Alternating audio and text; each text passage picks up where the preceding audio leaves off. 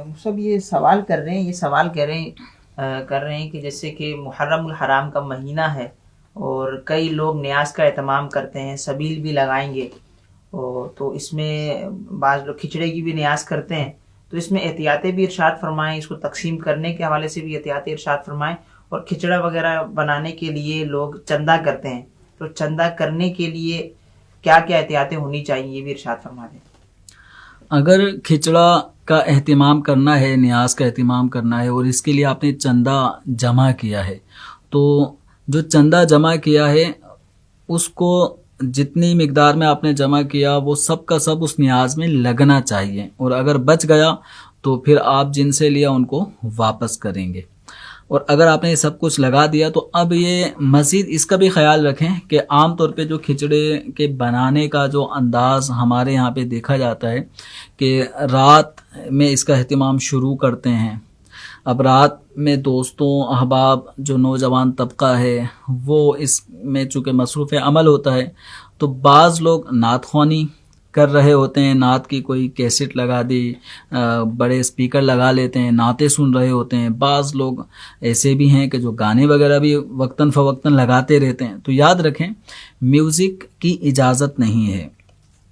گانے سننے کی اجازت نہیں ہے میوزک، تو ان چیزوں سے بھی بچنا ہے۔ ساتھ ہی ساتھ اگر آپ نعت خوانی کا سلسلہ کرتے ہیں تو اس کی آواز اتنی نہ ہو کہ جو لوگ سو رہے ہیں ان کی نیند میں خلل آئے، بچوں کی نیند خراب ہو، بوڑھے حضرات ہیں ان کو اذیت پہنچ رہی ہو۔ تو ایک نیک عمل اگر ہم کر رہے ہیں تو کہیں ایسا نہ ہو کہ اس نیک عمل سے اذیت اور تکلیف ہو رہی ہو، تو پھر اس طرح کا نیک عمل جو کئی لوگوں کو اذیت پہنچا رہا ہو تو پھر وہاں پر ثواب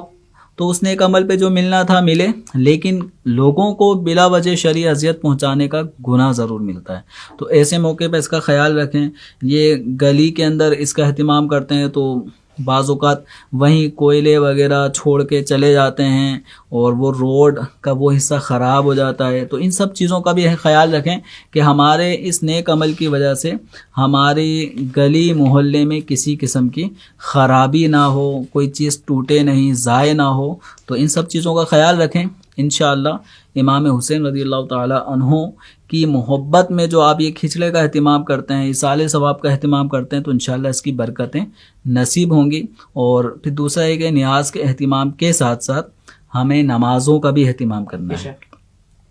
ایک تعداد ایسی بھی ہے کہ وہ کھچڑے کی تیاری میں تو رات بھر لگے رہے، لیکن فجر کی نماز کے لیے جو خوش نصیب ہیں وہ اپنے گھروں سے نکل کے مسجد میں پہنچ رہے ہوتے ہیں، لیکن یہ نیاز کا اہتمام کرنے والے، گھوٹا لگانے والے یہ نماز کے لیے نہیں آ رہے ہوتے، حالانکہ جاگ رہے ہیں، فجر کی جماعت کا وقت بھی ہو چکا ہے، لیکن نماز سے محروم رہتے ہیں۔ تو امام حسین رضی اللہ تعالی عنہ